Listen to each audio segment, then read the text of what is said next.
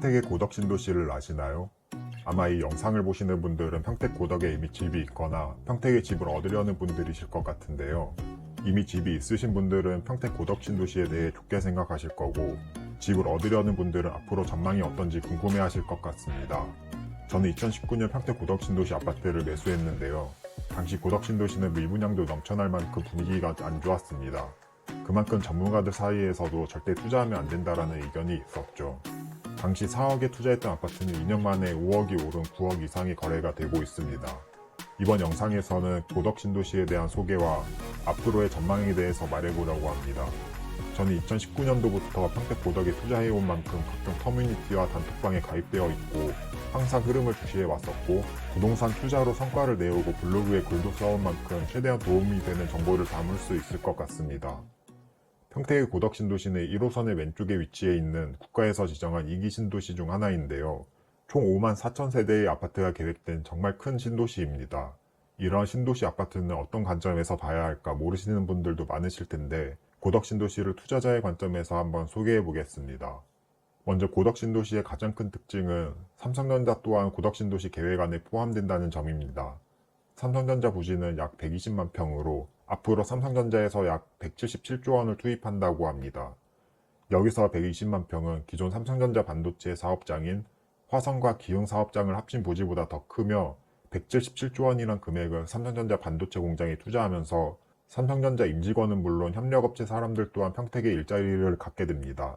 이렇게 고급 일자리를 가진 사람들이 늘어난다는 게 가장 핵심이라고 볼 수 있는데요. 단순히 인구수만 늘어나는 게 아닌 소득이 높은 사람들이 오게 되면 더 좋은 곳에 살고자 하는 인간의 욕구로 부동산의 가격에도 영향을 미칠 수 있습니다. 가끔 보면 삼성전자 라인은 이미 자동화되어서 임직원이 필요 없다는 사람들도 있는데, 이 말은 굉장히 잘못된 말로 실제로 자동화되어서 없어지는 사람들은 오퍼레이터 정도입니다.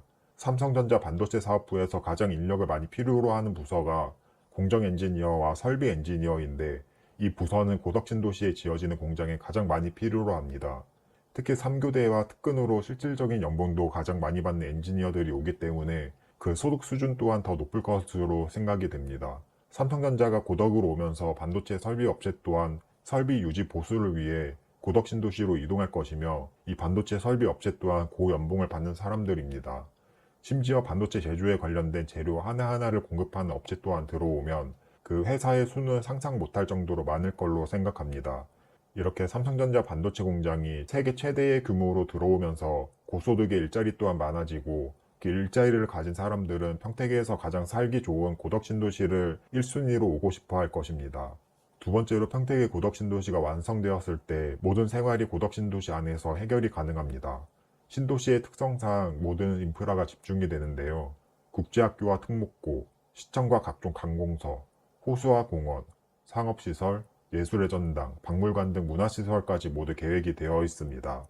평택 고덕 신도시를 보면 대전의 둔산동이 생각나는데요. 시청과 각종 관공서, 상업시설, 학교, 주거 밀집지역, 지하철역, 문화시설까지 닮은 부분이 정말 많습니다.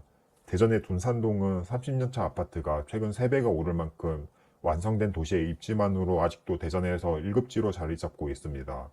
평택의 고덕 신도시 또한 대전의 둔산동에 뒤지지 않을 정도로 완성된 도시가 될 예정인데, 거기에다 건물, 도로 하나까지 전부 새 것이라면 어떨까요? 부동산에 관심이 없는 사람들은 현재만을 봅니다. 하지만 신도시의 경우 완성되었을 때 어떨지 상상하는 게 중요한데요. 지금 당장은 상가도 얼마 없고 아파트와 삼성전자 공장 일부만 있는 상황이지만, 도시가 완성되었을 때를 눈에 그리면 그 가치를 판단하는 데 더 도움이 될 것입니다. 마지막으로 지리적 위치입니다. 대한민국의 중심지는 어디라고 생각하시나요? 당연히 모두 서울이라고 생각하실 겁니다. 그러면 서울 다음으로 중심지는 어디라고 생각하시나요? 서울 다음으로 인구수가 많은 부산일까요? 아니면 우리나라의 중심에 있는 대전일까요? 제 생각에는 서울 다음으로는 세종시가 있는 충청권이 중심이 될 것 같습니다. 행정수도라는 이름처럼 세종시로 각종 행정기관이 이전되고 있습니다. 그만큼 세종시의 집값도 크게 오르고 인구수도 계속 늘어나고 있습니다.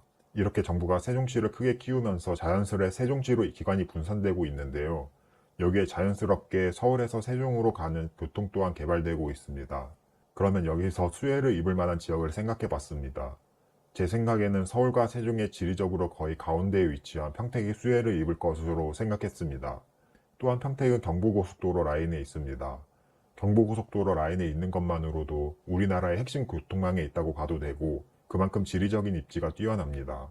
경부 라인에는 서울 강남에서 대전까지 이어지며 이 라인은 활성화가 안 된 곳이 없습니다. 이 외에도 평택 고덕은 서해안에 인접해 있어 무역에 용이합니다. 요즘은 중국이 경제 강대국으로 성장해 오면서 중국과의 무역, 즉 서해안이 더 중요해지고 있습니다. 평택의 고덕 신도시는 서해안까지의 접근성 또한 좋은데요. 삼성전자도 괜히 고덕에 공장을 세운 것이 아닐 만큼 교통을 위한 지리적인 위치를 고려한 것으로 보입니다. 반면 고덕 신도시는 상대적으로 교통이 좋지 않다는 평이 있는데요. 보통 수도권에서 교통이라고 하면 서울 접근성 측면에서 보는 관점이 많습니다. 서울 중에서도 가장 핵심지인 강남까지 가는데 걸리는 시간을 찾아봤습니다. 현재 고덕 신도시 서덕리역에서 강남까지 가려고 하면 지하철로는 1시간 20분 정도 걸리는데 그것도 환승을 2번이나 해야 이 정도의 시간이 걸리네요. 지하철을 탔다가 버스로 환승을 하면 1시간이 조금 더 걸리는데 버스 기다리는 시간까지 하면 더 걸릴 것 같습니다. 이렇게 서울 접근성은 경기도 치고 안 좋은 편이라고 할 수 있습니다. 하지만 평택의 고덕 신도시는 단순히 서울 접근성만 놓고 가치를 논하면 안 됩니다.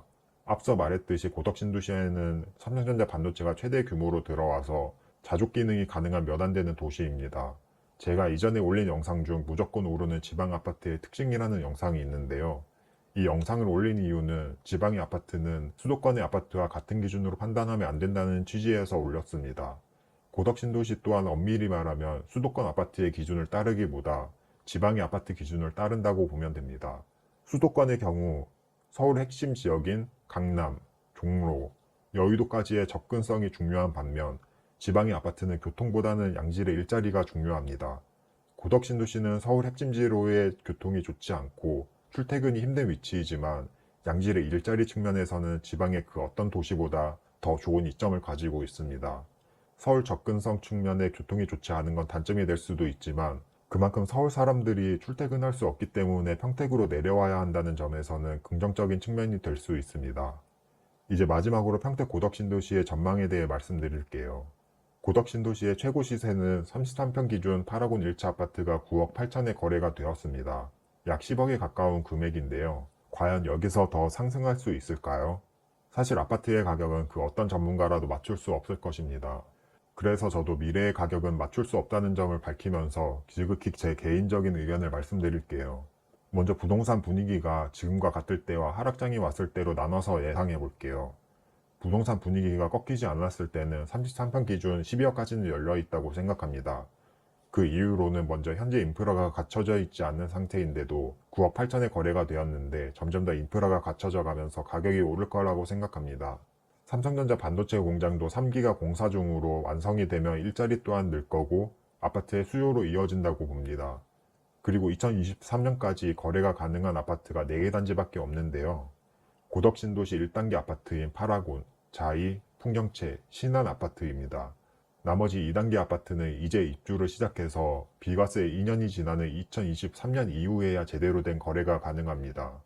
그래서 평택으로 오고 싶어하는 수요는 많으나 매매 가능한 아파트는 4개 단지인 약 3,000세대밖에 안 됩니다. 공급이 많다고는 하지만 실제로 거래 가능한 공급이 적어져 희소성으로 가격이 오를 확률이 크다고 생각합니다. 또한 제가 왜 12억이라고 했냐면 현재 송도 신도시의 2, 3급지 아파트가 12억에 거래가 되었습니다. 송도 GTX 예정지 옆에 아파트 단지를 1급지라고 본다면 해당 단지의 가격은 14억 이상인데요. 평택 고덕 신도시의 1급지 아파트가 송도의 2, 3급지 아파트급은 된다고 생각하고 비교를 해봤습니다. 누군가는 송도랑 고덕이랑 비교가 되냐고 할 텐데 송도는 눈에 보이는 완성 단계의 도시이고 평택은 이제 시작인 단계의 아파트입니다. 송도 신도시 또한 허허 벌판일 때는 무시를 받아왔지만 현재 그 가치를 평가받고 있는 것처럼 고덕 신도시 또한 그 자체의 가치는 높다고 생각합니다. 그러면 만약 부동산 하락장이 온다면 어떨까요? 부동산 하락장이 온다고 해도 고덕 신도시는 가격 방어를 할 거라고 생각합니다. 그 이후로는 부동산 하락장이 오는 것과 별개로 향후 10년은 일자리도 늘고 도시도 완성되어 가서 살기가 좋아지는 동네가 될 것이기 때문입니다. 하지만 조심해야 할 시기는 2023년 이후 2단계 아파트가 거래 가능한 상황이 되어 매물도 쌓이고 부동산 하락장이 겹치게 되면 위험한 시기가 될 것도 같습니다. 오늘은 평택 고덕신도시에 투자한 이유와 앞으로의 전망에 대해서 말씀드렸습니다. 간단히 정리를 하자면 제가 고덕신도시에 투자한 이유, 첫 번째로는 일자리가 늘어나는 지역이다. 두 번째로 완성된 도시가 될 것이기 때문이다. 세 번째로는 지리적 입지 때문이다. 마지막 교통은 보기에는 단점이지만 장점이 될 수도 있다. 고덕신도시의 앞으로 전망으로는 부동산 분위기가 침체가 되지 않는다면 12월까지는 열려 있다고 생각한다. 만약 분위기가 침체되더라도 하락하진 않을 것 같다. 그럼 끝까지 봐주셔서 감사드리고 도움이 되셨다면 구독과 좋아요 부탁드립니다.